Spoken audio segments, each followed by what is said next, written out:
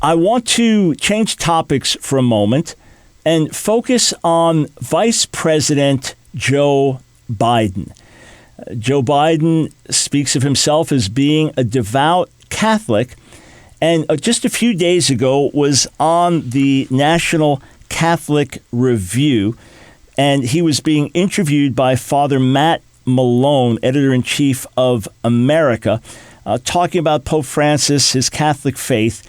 And he has some very interesting things to say. I want to interact with him. Let's listen to what Joe Biden says about his faith and about Jesus. Why my faith is so consistent with the public policy. Look, I'm a practicing Catholic. I really do believe that I believe faith is a gift. It's not something you can. You can't learn to acquire it. It's a gift. In our church, I need not tell you, Father. It's you look at God in terms of the first obligation we'll have is love your God. The second one is love your neighbor as yourself. And then the way I kind of always thought about it, the way I was raised is, although I don't talk about Jesus Christ, but Jesus Christ was sort of the human embodiment of what God wanted us to do. And everything Jesus did was sort of consistent with what generically we were supposed to do. All right, so he gives that statement, and there's a lot of truth to what he said, and Jesus embodying God himself and the principles of God and the ways of God.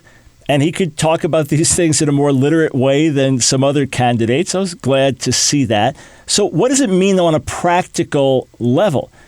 Because Joe Biden is a Democrat, the Democratic platform in many ways would stand against Catholic teaching.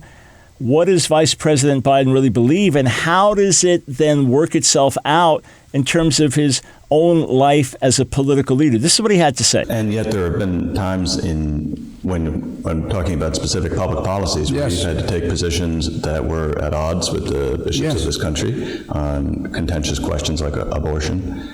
Has that been hard for you? It has been. It has been hard in one sense because I'm prepared to accept de fide doctrine on a whole range of issues as a Catholic. Even though, as you know, Aquinas argued about, in Summa Theologica, about human life and being when it occurs, I'm prepared to accept as a matter of faith, my wife and I, my family, the issue of abortion. But what I'm not prepared to do is impose a rigid view, precise view. Rigid sounds pejorative, a precise view that is born out of my faith on other people who are equally God-fearing, equally as committed to life, equally as committed to the sanctity of life, and I'm prepared to accept that the moment of conception is human life and being. But I'm not prepared to say that to other God-fearing, non-God-fearing people that have a different view. All right. I appreciate him saying that as a Catholic, he does believe that life begins at conception. Human life begins at conception. That's significant. I appreciate that, and I appreciate the care with which he is addressing these issues. Here's what concerns me and grieves me. Would he have said the same thing, say, when it came to slavery? Because Americans were divided over slavery. And, quote, Christians were divided over slavery. Would he have said the same thing? Look, I have my personal beliefs as a Catholic or as a Christian or whatever his faith was, as a Protestant, whatever his faith would have been, but here as a Catholic. I have my personal beliefs. I hold them strongly, but I'm not going to impose them in a rigid way on others. Obviously, it's not a matter of imposition. The vice president or even the president, they do not have the power just to impose their beliefs or impose their views on the nation, but they have the responsibility, the moral responsibility to advocate for these positions. They have the moral responsibility. If you believe that life begins at conception, you are going to advocate for that. Otherwise, what you're doing is letting others advocate for their position. The pro-abortion folks, they are going to advocate strongly for their position.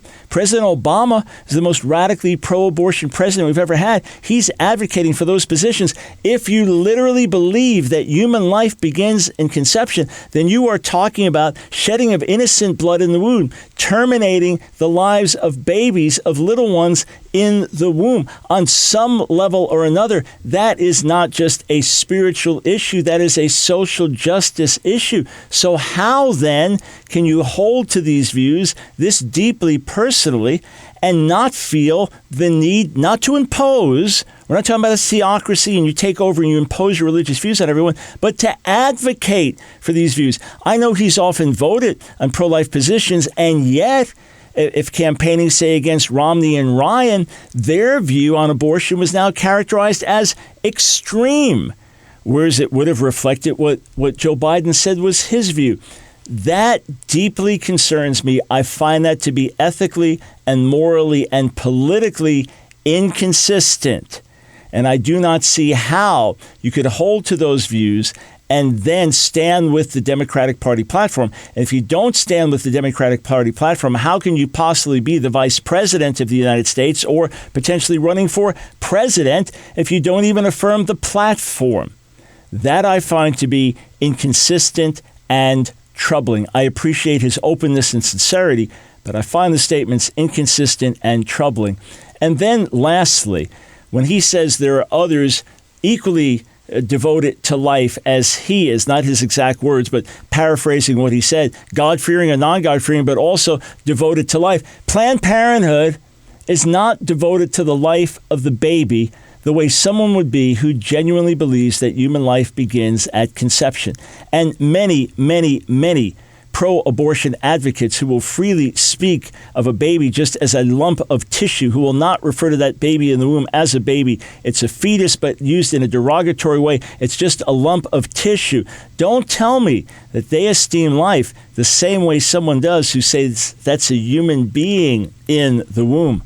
So, Vice President Biden, I appreciate hearing these things from you. I know it's not the first time you said them, but I appreciate hearing them from you so clearly.